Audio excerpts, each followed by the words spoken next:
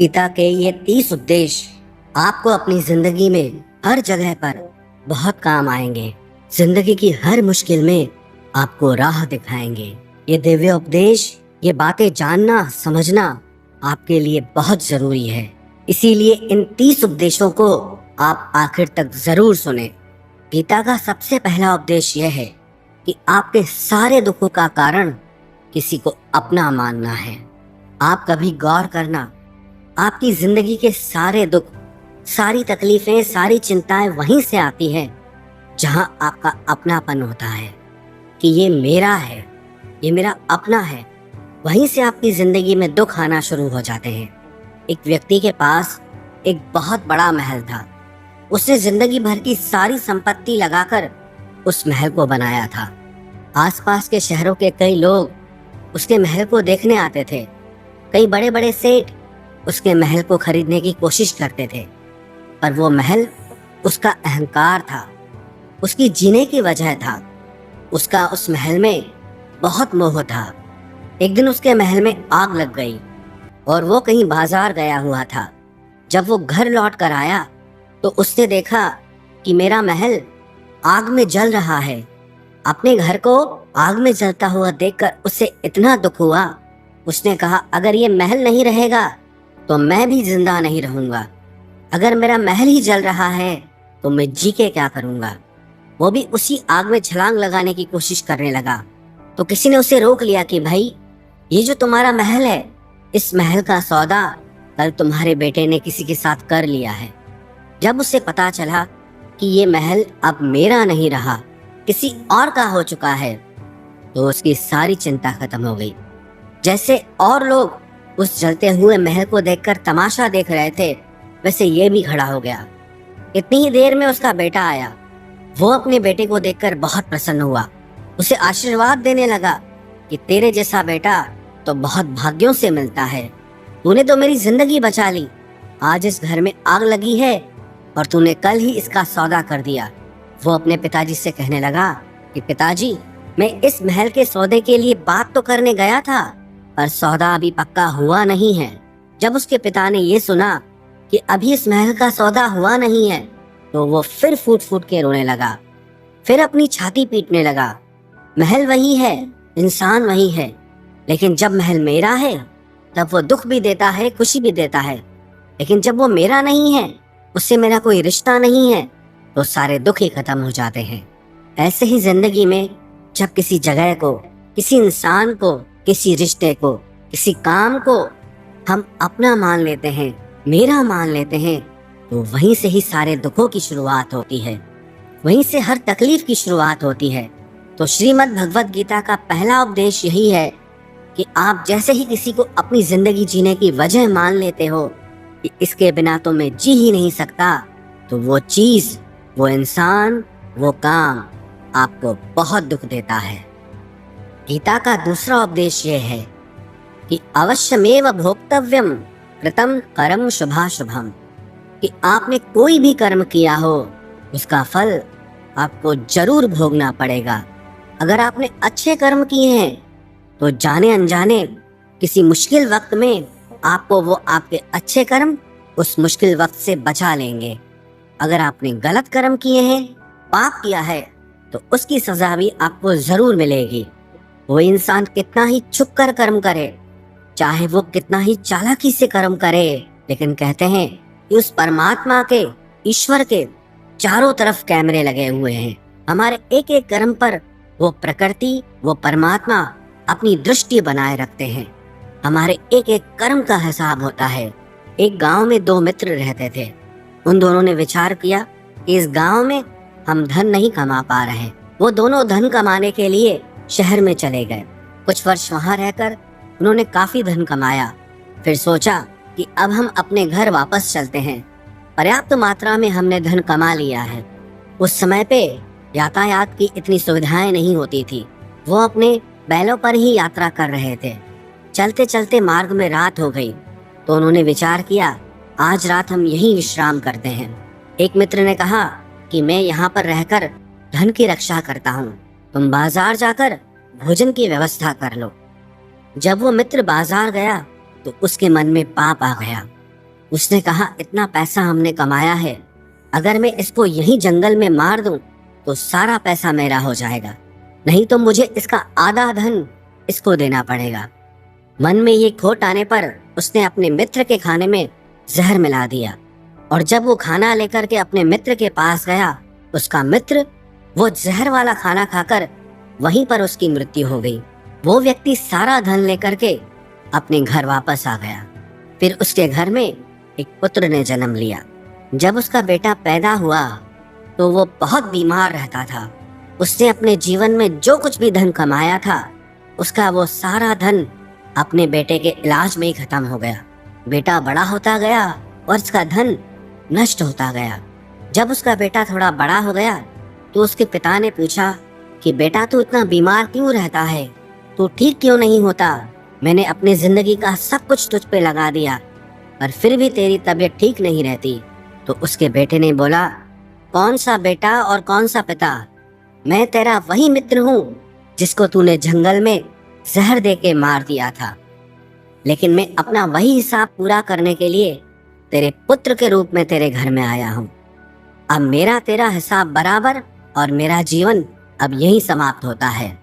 तो गीता का उपदेश हमें यही सिखाता है, कोई अपने आप को कितना भी चालबाज समझता हो, होशियार समझता हो, लेकिन अगर उसने गलत कर्म किया है, चाहे आज नहीं तो कल उसे उसका फल भोगना ही पड़ेगा। कोई भी व्यक्ति अपने किए हुए कर्म से बिना उसको भोगे कभी छूट नहीं सकता। गीता का तीसरा उपदेश यह है कि आज में जियो, कल की चिंता करना छोड़ दो। जो भी व्यक्ति अपने बीते हुए कल या अपने आने वाले कल में खोया रहता है, वो जिंदगी में कभी खुश नहीं रह सकता। आपको जिंदगी में खुशी सिर्फ और सिर्फ तब मिल सकती है जब आप वर्तमान में जी सके, आज के आनंद को जी सके। बीते हुए कल का और आने वाले कल का कोई वास्तविक अस्तित्व नहीं होता, वो सिर्फ आपकी बुद्धि और आपके विचारों में होता है। उसकी कोई वास्तविकता नहीं होती, उसे सिर्फ आप अपने मन के अंदर और बुद्धि के अंदर जीते हैं। लेकिन जिसे आप वास्तविकता में जीते हैं, वो आपका आज होता है, वो आपका चल रहा पल होता है। अगर आप अपने मन और बुद्धि को अपने कल में अटका के रखेंगे, अपने भूतकाल और भविष्य काल में अटका के रखेंगे, तो याद रखना आप कभी खुश नहीं रह पाएंगे। और अगर जिंदगी में खुश रहना चाहते हैं तो आज में और इसी पल में जीना सीखें। गीता का चौथा उपदेश यह है कि जो आपके साथ अधर्म करे, पाप करे, गलत करे, उसे दंड जरूर देना चाहिए। अगर आप उसे सहते हैं तो वो आपके साथ और गलत करता है। अगर आप उसे सहते हैं तो उसके पाप में आप भी भागीदार हो जाएंगे। अर्जुन श्री कृष्ण से कहने लगा कि जिनसे मैं युद्ध करने जा रहा हूँ, ये सब मेरे भाई हैं, मेरे गुरुजन हैं, मैं इनके सामने कैसे हथियार उठाऊं, इनको कैसे मारूं? तो भगवान श्री कृष्ण ने अर्जुन से कहा कि जिन्हें तू अपना मानता है वो सब अधर्मी हैं, वो पाप के पक्ष में खड़े हैं, और अगर तू इनका वध नहीं करेगा, युद्ध नहीं करेगा, तो समाज में और भी पाप बढ़ेगा। क्योंकि जब कोई ऐसे पापियों को नहीं रोकता है तो ये और भी ज्यादा पाप करते हैं। ऐसे ही जब आपके साथ कोई गलत करता है, आपको चोट पहुंचाता है, दुख पहुंचाता है, और आप वो चुपचाप सहते रहते हैं, तो उससे सामने वाले को बल मिलने लगता है, वो आपको कमजोर समझने लगता है, और आपके साथ गलत करने को वो अपना हक समझने लगता है। लेकिन जब आप उसके गलत व्यवहार को, उसके अधर्म को रोक लेते हैं, उसका विरोध करते हैं, तब वो अपनी सीमा में रहना सीख जाता है। ये कलयुग है। अगर इस जमाने में आपको खुश रहना है तो आपको अपनी रक्षा खुद ही करनी होगी। कोई आपके साथ गलत करे तो उसको कभी नहीं सहना चाहिए, बल्कि उसका सामना करना चाहिए। गीता का पांचवा उपदेश यह है कि किसी से भी हद से ज्यादा मोह कभी मत करना। जिसमें भी आप सबसे ज्यादा मोह लगाओगे, देखना वो आपको जरूर रुलाएगा। मोह के वजह से ही आप किसी के पीछे मरते रहते हैं। मोह के वजह से ही आपको कई बार अपना अपमान भी सहना पड़ता है, और कई लोगों को मोह की वजह से ही अपना अपमान दिखता तक भी नहीं है कि सामने वाला मेरी इज्जत तक नहीं कर रहा, और मैं उसके पीछे मर रहा हूँ। मोह आपकी आंखों पे ऐसी पट्टी लगा देता है कि आपको सच और झूठ दिखाई ही नहीं देता। आपको किसी इंसान का चेहरा दिखाई ही नहीं देता। आप जो देखते हैं, जो सुनते हैं, उसी पर यकीन कर लेते हैं, फिर चाहे आपको कितना ही दर्द मिल रहा हो। अगर आप किसी इंसान को ठीक से समझना चाहते हैं, किसी की सच्चाई जानना चाहते हैं, तो उसके लिए ये बहुत जरूरी है कि आप उसके मोह से जल्दी बाहर आ जाएं। वास्तविकता में रिश्ते दुख नहीं देते, आपका मोह आपको दुख देता है। जिस दिन मोह खत्म, उस दिन आपको किसी भी रिश्ते से कोई दुख नहीं मिल सकता, क्योंकि आपको फिर कोई फर्क ही नहीं पड़ेगा। गीता का छठा उपदेश यह है कि आप वो मत करो जो सब करते हैं, बल्कि वो करो जो आपके लिए सही है। स्वधर्मम निधनम श्रेय परधर्मो भयावह। श्री कृष्ण ने अर्जुन से कहा कि जो तेरा कर्तव्य है, जो तेरे लिए सही है, जो तुझे करना चाहिए, तू वो कर। तू कभी भी वो काम मत कर जो दुनिया कर रही है। क्योंकि अर्जुन श्री कृष्ण से कहने लगा कि ऐसे भयंकर युद्ध में पड़ने से अच्छा है कि मैं सन्यासी बन जाऊं। तो श्री कृष्ण ने अर्जुन से कहा कि सन्यासी बनना तेरा कर्म नहीं है, तेरा धर्म नहीं है, तू क्षत्रिय है। तेरा कर्म और तेरा धर्म यही है कि तू अधर्म का नाश करे, धर्म की रक्षा करे। ऐसे ही हर इंसान का एक अलग कर्तव्य होता है, एक अलग ही मार्ग होता है। तो कभी भी उस मार्ग पे मत जाना जहाँ सारी भीड़ जा रही हो। कभी भी वो काम मत करो जो दुनिया करती है, कि आजकल ये ट्रेंड हो गया है, ये फैशन हो गया है, सब करते हैं इसलिए हम भी कर रहे हैं। सारी भीड़ यही काम कर रही है इसलिए हम भी यही कर रहे हैं। अगर आप वो करोगे जो भीड़ कर रही है, तो आप भी उसी भीड़ में कहीं खो जाओगे। लेकिन अगर आप वो करोगे जो आपके लिए सही है, जो आपकी प्रतिभा है, तो दुनिया की सारी भीड़ में भी आप सबसे अलग नजर आओगे। गीता का सातवां उपदेश यह है कि जिंदगी में धोखा अपने ही देते हैं, क्योंकि उनको आपकी कमजोरियों का पता होता है। बाहर वाला आपको धोखा नहीं दे सकता, क्योंकि उसको आपके बारे में पता ही नहीं है कि आपको चोट कहाँ पहुंचती है। लेकिन जो आपका अपना है, आपका खास है, उससे बहुत गहराई से पता होता है कि इसकी कमजोरी क्या है, क्या ऐसा करें जिससे इसको दर्द पहुंच सकता है, जिससे इसको हम नीचा दिखा सकते हैं, इसको चोट पहुंचा सकते हैं। ये कलयुग है, इसमें बाहर वालों से नहीं, जो हमारे अपने हैं उनसे ही सावधान रहना होता है। महाभारत का युद्ध दो अलग राजाओं में नहीं हुआ, बल्कि एक ही परिवार के भाइयों में हुआ था। सब आपस में एक ही वंश के लोग थे। कितनी बार दुर्योधन ने जहर देकर के भीम को मारना चाहा, न जाने कितनी बार दुर्योधन ने पांडवों को जान से मारने की कोशिश की। वो उसका पराया नहीं था, उसका भाई था। सारी लड़ाइयां घर के अंदर ही होती है, बाहर कौन लड़ेगा हमसे? घर में ही सारे झगड़े होते हैं। तो आपको चोट सिर्फ वही लोग पहुंचा सकते हैं जो आपके अपने हैं। आपको धोखा सिर्फ वही लोग दे सकते हैं जो आपके अपने हैं। गीता का आठवां उपदेश यह है, जो इंसान अपनी रक्षा खुद नहीं कर सकता, उसकी रक्षा भगवान भी नहीं कर सकते। श्री कृष्ण ने अर्जुन से कहा, तस्मात् सर्वेषु कालेषु माम अनुस्मर युध्य च, कि हे अर्जुन, तू हर काल में मेरा स्मरण करते रहना और युद्ध भी करते रहना। अर्जुन ने श्री कृष्ण से पूछा कि ये युद्ध तो कुछ दिनों में समाप्त हो जाएगा, लेकिन आप कह रहे हैं कि तू हमेशा मेरा स्मरण करता रहे और युद्ध करते रहना। हमेशा युद्ध करने का क्या मतलब है? तो श्री कृष्ण ने अर्जुन से कहा कि ये जिंदगी ही रणभूमि है। इस जीवन में सुख दुख आते रहेंगे और तुझे उनका डट के मुकाबला करना है। श्री कृष्ण ने ये नहीं कहा कि तू चुप करके बैठ जाना और मैं लड़ाई करूंगा। बहुत गहराई है गीता के ज्ञान में। हमारे जीवन की डोर भी संभाल के ईश्वर बैठे हैं, लेकिन युद्ध हमें ही करना है। ईश्वर को याद करना है कि हे ईश्वर, मुझे शक्ति देना, मुझे समझ देना, मुझे बुद्धि देना, ताकि मैं अपनी जिंदगी की सारी लड़ाइयां जीत सकूं, मैं जिंदगी में सही मार्ग पे चल सकूं। लेकिन आपको अपनी लड़ाई भी खुद लड़नी पड़ती है। जो लोग ये कहते हैं कि हम कुछ नहीं करेंगे, सब वो ईश्वर करेगा, तो कहते हैं कि आलसी इंसान को देखकर तो भगवान भी घबरा जाता है कि ये कुछ नहीं करेगा। भगवान ने बुद्धि दी है, समझ दी है। ईश्वर आपको प्रेरणा देते हैं, शक्ति देते हैं, लेकिन आपको अपनी रक्षा स्वयं ही करनी होगी। गीता का नवा उपदेश यह है कि कोई भी ऐसी गंदी आदत खुद को मत लगने देना जो आपकी जिंदगी बर्बाद कर दे। कहीं ना कहीं महाभारत का ये युद्ध एक जुआ की आदत की वजह से ही शुरू हुआ था। सारा खेल वहीं से शुरू हुआ था। एक ऐसी जुआ की लत जहां युधिष्ठिर ने अपने भाइयों को दांव पर लगा दिया, अपनी पत्नी को दांव पर लगा दिया। ऐसा जीतने का नशा कि अपना सब कुछ गंवा दिया।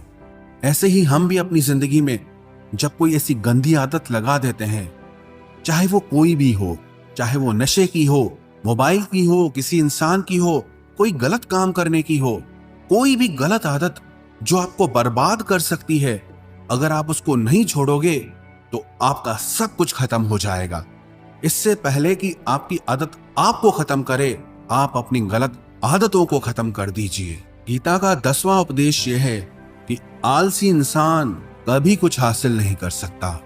अधिकतर लोग सिर्फ योजनाएं बनाते रहते हैं कि मुझे बड़ा घर चाहिए, मुझे बड़ी गाड़ी चाहिए, मैं दुनिया घूमना चाहता हूं। क्या क्या चाहिए ये हर कोई सोच लेता है, लेकिन उस पर मेहनत करना वो बहुत कम लोग करते हैं। क्योंकि चाहना बहुत आसान है, लेकिन उसके लिए कर्म करना वो बहुत मुश्किल है। एक अच्छा फिट शरीर हर कोई चाहता है, लेकिन उसके लिए व्यायाम करना, एक्सरसाइज करना वो आपको ही करना होगा। जो इंसान आलसी बन के बैठ जाता है, ना उसे अच्छा शरीर मिलता है और ना ही अच्छा जीवन मिलता है। तो जिंदगी में अगर कुछ पाना चाहते हो ना, आलस्य को अपनी जिंदगी से जरूर दूर कर देना। आलस के चलते आपको कुछ मिलने वाला तो नहीं, लेकिन जो आपके पास है आप वो भी गंवा दोगे। गीता का 11वां उपदेश यह है कि जिंदगी में अगर खुशी चाहते हो तो मन की गुलामी का त्याग कर दो।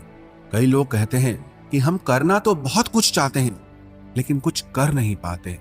पता भी सब कुछ है कि क्या करने से हमारी जिंदगी बेहतर हो सकती है, क्या चीज है जो हमको नुकसान पहुंचा रही है, लेकिन फिर भी कुछ कर नहीं पाते। समझते सब कुछ है, लेकिन समझ कर भी, चाह कर भी कुछ कर नहीं पाते। वो इसीलिए होता है क्योंकि आप अपने मन के गुलाम बन चुके हो। अरे लोग तो अपनी जीभ का स्वाद तक नहीं छोड़ पाते, फिर कहते हैं कि हम पतले नहीं हो पाते हैं, फिट नहीं हो पाते हैं, सक्सेस नहीं मिल रही है। क्योंकि जो आपको करना चाहिए आप वो करते नहीं हैं। आपका मन सब कुछ समझ कर भी आपको वो करने नहीं देता। इसलिए जिंदगी में अगर आगे बढ़ना है, मन से चलना छोड़ दो। जो आपके लिए सही है वो आपको करना ही पड़ेगा।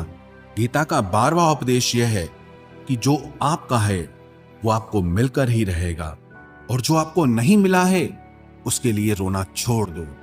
आप जिसके लिए जितना रोओगे वो चीज आपसे उतना दूर जाएगी, और जो चीज सच में आपकी है वो कहीं ना कहीं से आपके पास जरूर पहुंच जाएगी। इसलिए जो आपको जिंदगी में हासिल नहीं हो रहा या हासिल नहीं हुआ, उसका पछतावा करना, उसके लिए रोना आप बिल्कुल बंद कर दो। गीता का 13वां उपदेश यह है कि आप संसार से जितना प्रेम लगाओगे उतना ही जीवन में दुख और पीड़ा का अनुभव करोगे। गीता का 14वां उपदेश यह है कि जिस इंसान को बात बात पर क्रोध आता है, सुख और शांति उसके जीवन में कभी नहीं आ सकते। क्योंकि जो इंसान बहुत ज्यादा क्रोधी होता है ना, उसके सारे मित्र उसे छोड़कर चले जाते हैं। वो मन में भी कुढ़ता रहता है, वो अपने मन में भी दर्द में ही जीता है, तकलीफ में ही जीता है। ज्यादा गुस्सा करके, ज्यादा क्रोध करके जो भी आपके पास है, देखना आप उसे भी नष्ट कर दोगे। और ऐसे इंसान को शांति तो कभी मिलने वाली नहीं है। इसलिए अपनी जिंदगी में शांति चाहते हो तो बात बात पर गुस्सा करना छोड़ देना चाहिए। गीता का 15वां उपदेश यह है कि चाहे आप किसी की मदद करो या ना करो, लेकिन जानबूझकर कभी किसी का दिल नहीं दुखाना चाहिए। क्योंकि जब किसी का दिल आपकी वजह से दुखता है ना, तो याद रखना आपको भी वो दर्द एक दिन जरूर मिलेगा। क्योंकि जब आप किसी का दिल दुखाते हैं तो आपको पता नहीं चलता, लेकिन जब कोई आपका दिल दुखाता है तब आपको समझ में आता है कि दिल पर चोट लगने से कितना दर्द होता है। इसलिए चाहे आप किसी की मदद करो या ना करो, लेकिन किसी का दिल कभी नहीं दुखाना चाहिए।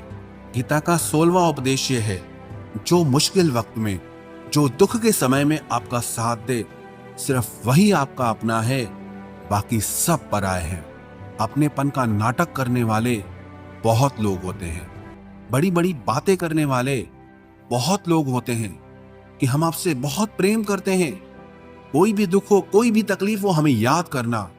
लोग दुख उठाने की बात करते हैं, लोग आने जाने की बात करते हैं, हाथ मिलाना तो ठीक से नहीं जानते और दिल मिलाने की बात करते हैं। जब सच में आपकी जिंदगी में तकलीफ आएगी ना, तब आपको समझ में आ जाएगा कि आपका साथ देने के लिए कौन खड़ा है। क्योंकि उस समय पे सारे लोग भाग जाते हैं, क्योंकि लोगों को पता होता है कि ये व्यक्ति हमारे पास आया तो हमसे मदद ही मांगेगा, हमको कुछ दे नहीं पाएगा। लोग आपसे सिर्फ तभी रिश्ता रखते हैं कि आप उन्हें कुछ दे सकते हैं, आपसे उन्हें कुछ फायदा हो सकता है। लेकिन जब लोगों को ये पता चल जाता है, समझ में आ जाता है कि उनको आपसे कोई फायदा नहीं होने वाला, बल्कि उनको आपकी मदद करनी पड़ेगी, तो वो आपको दूर से ही देख के भाग जाते हैं। इसलिए जो आपके मुश्किल वक्त में आपके साथ खड़ा हो जाए, सिर्फ वही आपका अपना होता है, बाकी इस दुनिया में सब पराये हैं। क्योंकि सिर्फ अपना अपना कह देने से कोई अपना नहीं हो जाता। गीता का 17वां उपदेश यह है कि जो कुछ भी होता है अच्छे के लिए होता है, जो हो रहा है वो भी अच्छे के लिए हो रहा है, और जो आने वाले भविष्य में होगा वो भी अच्छे के लिए होगा। हालांकि ये बहुत गहरी बात है। कुछ चीजें जिंदगी में ऐसी होती हैं जो हमें लगता है कि मेरे साथ ही ऐसा क्यों हुआ, मेरे साथ ही होना था ये सब। लेकिन जब वो वक्त गुजर जाता है, एक दिन हमको समझ आता है कि अगर हमारे साथ ये सब नहीं होता तो आज हम इस मुकाम पर नहीं होते। अगर मेरे साथ ये सब नहीं होता तो शायद हमारी जिंदगी और भी बर्बाद हो सकती थी। इसलिए अगर हमको ये समझ में आ जाए कि जिंदगी में जो कुछ भी हो रहा है वो सब अच्छे के लिए हो रहा है, तो हम जीवन में हमेशा खुश रहेंगे। गीता का 18वां उपदेश यह है कि हर काम को समझदारी से करना ही योग होता है। योगः कर्मसु कौशलम। कई लोग काम तो करते हैं लेकिन उन्हें हासिल कुछ नहीं होता। बहुत लोग कहते हैं कि हम बहुत मेहनत करते हैं, तब भी जिंदगी में सफलता हासिल नहीं हो रही। बहुत कुछ करने से, बहुत मेहनत करने से आपको सफलता नहीं मिलेगी, लेकिन सही तरीके से, समझ के साथ काम करने से आपको जिंदगी में सफलता जरूर मिलेगी। गीता का 19वां उपदेश यह है कि कभी भी किसी भी चीज की अति नहीं करनी चाहिए। कोई भी चीज हद से ज्यादा मत करना। किसी से प्रेम भी हद से ज्यादा मत करना। किसी से नफरत भी हद से ज्यादा मत करना। हद से ज्यादा मीठा भी खराब, हद से ज्यादा कड़वा भी खराब। हद से ज्यादा आराम भी आपको बीमार कर देगा, हद से ज्यादा खाना भी आपको बीमार कर देगा। हद से ज्यादा भूखा रहना भी आपको नुकसान पहुंचाएगा, और हद से ज्यादा जागना भी आपको बहुत नुकसान पहुंचाएगा। तो जीवन को संतुलन के साथ जीना चाहिए। जैसे ही आप संतुलन खो देते हैं, वैसे ही आपके जीवन में दुर्घटना हो जाती है। गीता का 20वां उपदेश यह है कि जिसे आप सबसे ज्यादा महत्व दोगे, वो आपको कभी महत्व नहीं देगा। आपने कभी गौर किया कि आपका अपमान कौन लोग करते हैं? आपका अपमान सिर्फ वही लोग करते हैं जिसे आप सबसे ज्यादा महत्व देते हैं। दूसरों की इज्जत करना अच्छी बात है, पर दूसरों की अगर बहुत ज्यादा इज्जत करोगे तो उनकी नजर में आपकी ही इज्जत खत्म हो जाती है। इसीलिए किसी को भी कभी भी अपना सब कुछ नहीं बनाना चाहिए कि तुम ही मेरे सब कुछ हो। जैसे ही आप किसी को सब कुछ बना लेते हैं अपना, तो आप उसके लिए कुछ भी नहीं रह जाते। इसलिए लोगों को इज्जत उतनी ही देनी चाहिए जितना वो हजम कर सकें। हद से ज्यादा इज्जत देना आपकी ही बेइज्जती करवा सकता है। गीता का 22वां उपदेश यह है कि किसी पर भी आंख बंद करके भरोसा मत करना। जैसे महाभारत की कथा में दुर्योधन ने कितनी बार षड्यंत्र करके पांडवों को मारने की कोशिश की, आग में जलाने की कोशिश की, और वो धर्म पे चलने वाले लोग बार बार उसकी बातों में आ जाते थे। ये बात और है कि ईश्वर उनकी रक्षा कर रहे थे, पर जिसे वो अपना भाई समझ रहे थे, जिसे वो अपना सगा समझ रहे थे, जिस पे वो भरोसा कर रहे थे, वही उनकी मृत्यु करवाना चाहता था। इसीलिए भरोसा करते समय अपनी आंखें जरूर खुली रखना। गीता का 23वां उपदेश है, जिसके साथ सत्य और ईश्वर की शक्ति है, चाहे सारी दुनिया उसके खिलाफ हो जाए, लेकिन अंत में जीत उसी की होती है। श्रीमद् भगवत गीता में 18 अध्याय हैं, 700 श्लोक हैं। गीता का आखिरी श्लोक है, यत्र योगेश्वरः कृष्णो यत्र पार्थो धनुर्धरः तत्र श्रीर विजयोर भूतिर ध्रुवानी तिर्मतिर्मम। धृतराष्ट्र बार बार संजय से पूछता था कि बताओ युद्ध में कौन जीत रहा है, कौन हार रहा है, क्योंकि उसे विश्वास था कि महापराक्रमी भीष्म पितामह मेरे पक्ष में है, गुरु द्रोणाचार्य वो मेरे पक्ष में है, कर्ण मेरे पक्ष में है, तो हमें कौन हरा सकता है। लेकिन संजय ने धृतराष्ट्र से कहा कि जहां पर ईश्वर है, जहां पर सत्य है, हमेशा वही जीतता है। चाहे आपके पास कितनी भी शक्ति क्यों ना हो, लेकिन सत्य और ईश्वर जिसके साथ खड़े हो जाएं, उसे दुनिया में कोई भी नहीं हरा सकता। गीता का 24वां उपदेश है कि जीवन में लड़ाई झगड़े से बचना चाहिए, लेकिन जब बात आपके चरित्र, सम्मान और अधिकार की हो तो लड़ना भी चाहिए। अर्जुन भी महाभारत का युद्ध करना नहीं चाहता था, क्योंकि सामने उसके अपने खड़े थे, लेकिन श्री कृष्ण ने उसे उपदेश दिया कि यहां पर बात लड़ाई की नहीं है, तेरे सम्मान की है, तेरे चरित्र की है, तेरे अधिकार की है।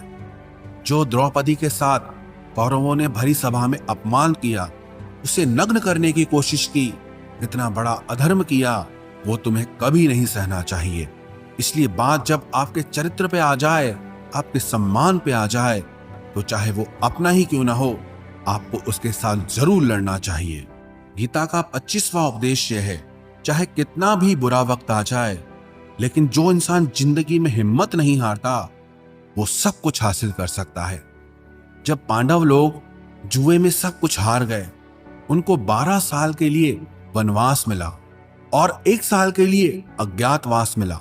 वो भिक्षा करके अपनी जिंदगी को पालते थे, जंगलों में भटकते रहते थे, भयानक जानवरों के बीच, लेकिन इतना मुश्किल वक्त झेलने के बाद भी आखिरी में विजय उन्हीं की हुई, क्योंकि उन्होंने अपने अंदर में कभी हिम्मत नहीं खोई थी। ऐसे ही आपकी जिंदगी में कितना ही मुश्किल वक्त क्यों ना आ जाए, लेकिन आपके अंदर अगर हिम्मत है तो जीत आपकी ही होगी। गीता का 26वां उपदेश यह है कि जो किसी और का है उस पर कभी अधिकार मत जमाना, कभी कब्जा मत जमाना। जब शकुनी ने षड्यंत्र करके पांडवों को हस्तिनापुर से अलग करवा दिया, एक खांडव प्रस्थ का राज्य दे दिया, जहां की भूमि भी बंजर थी, जहां कुछ नहीं हो सकता था, लेकिन पांडवों ने उस शहर को इतना सुंदर बनाया, इतना वैभवशाली बनाया कि हस्तिनापुर भी उसके आगे फीका लगने लगा। और उनके उस वैभव को देख के, सुख को देख के दुर्योधन अंदर ही अंदर जलता था। उसने कई बेईमानियां करके, षड्यंत्र करके उनका वो खांडव प्रस्थ भी उनसे छीन लिया। जो चीज उसकी नहीं थी उस पर कब्जा किया। तो उसका आखिर में परिणाम यही हुआ कि जो चीज उसके पास थी वो भी उसके पास नहीं रही। इसलिए जो आपका नहीं है कभी उस पर अधिकार नहीं जमाना चाहिए। गीता का 27वां उपदेश यह है कि वही इंसान जिंदगी में सफल माना जाएगा जो अंदर से हमेशा खुश रहता है। बाहर से तो सब खुश दिखाई देते हैं, लेकिन अंदर से इंसान अशांति से भरा रहता है। बहुत पैसा कमा लिया, कामयाबी हासिल कर ली, लेकिन वो कामयाबी असली नहीं है। असली कामयाबी तब मानी जाएगी जब आपका मन खुश रहता हो। गीता का 28वां उपदेश यह है कि आप जैसा अन्न खाओगे वैसा ही आपका मन और आपकी बुद्धि होगी। आप वैसा ही कर्म करोगे, वैसा ही आचरण करोगे। सात्विक अन्न खाओगे तो आपका मन भी सात्विक होगा, सात्विक व्यवहार भी करोगे, सोच भी आपकी अच्छी होगी। तमोगुणी और रजोगुणी आहार करोगे तो आपकी बुद्धि भी वैसी होगी, आप काम भी वैसे करोगे। श्री कृष्ण ने भगवत गीता में सात्विक, राजसी और तामसी इन तीनों आहारों का विस्तार से वर्णन किया है कि क्या खाना चाहिए क्या नहीं खाना चाहिए, पर सार यही है, जो मनुष्य सात्विकता से भोजन करता है, सात्विक भोजन करता है, उसे जीवन में शांति और सुख जरूर मिलते हैं। गीता का 29वां उपदेश यह है कि बुरा इंसान कभी अपनी बुराई नहीं छोड़ेगा। चाहे आप उसके साथ कितना भी अच्छा चलो, वो आपको तकलीफ देगा ही देगा। इसलिए जो जैसा है आप उसके साथ वैसा ही व्यवहार करो। बुरे इंसान के साथ आप कितना भी अच्छा बन जाओ, वो कभी अच्छा नहीं बनने वाला। दुर्योधन जंगल में पांडवों को मारने के लिए गया था, लेकिन वहां पर भीलों ने दुर्योधन को पकड़ लिया। उसका मित्र कर्ण भी उसे छोड़कर भाग गया। वो भील दुर्योधन को मार देना चाहते थे, लेकिन युधिष्ठिर अपने भाई की रक्षा करने के लिए वहां पहुंच गया, उसके जीवन की रक्षा की। लेकिन उसके बाद भी वो हमेशा पांडवों का नुकसान ही करता रहा। इसलिए अगर कोई इंसान बुरा है, उसके साथ आप ज्यादा अच्छा बनने की कोशिश मत करो। जो जैसा है आप उसके साथ वैसा ही व्यवहार करो। गीता का 30वां उपदेश है कि जो इंसान अपने कामों को समय से खत्म नहीं करता, समय की कदर नहीं करता, उसकी जिंदगी का सारा समय व्यर्थ में ही समाप्त हो जाता है। क्योंकि समय ही आपका जीवन है। अगर आप समय को व्यर्थ ही नष्ट करते रहेंगे, व्यर्थ के कामों में गंवा देंगे, तो आपको जीवन में कुछ भी हासिल नहीं होगा। अगर कुछ जिंदगी में पाना चाहते हो तो समय की कदर जरूर करना। जो भी व्यक्ति गीता के इन 30 उपदेशों को रोज सुनेगा, समझेगा, तो जिंदगी की कितनी भी मुश्किल से मुश्किल घड़ी क्यों ना आ जाए, उसे ऐसे मुश्किल समय में भी रास्ता जरूर मिल जाएगा।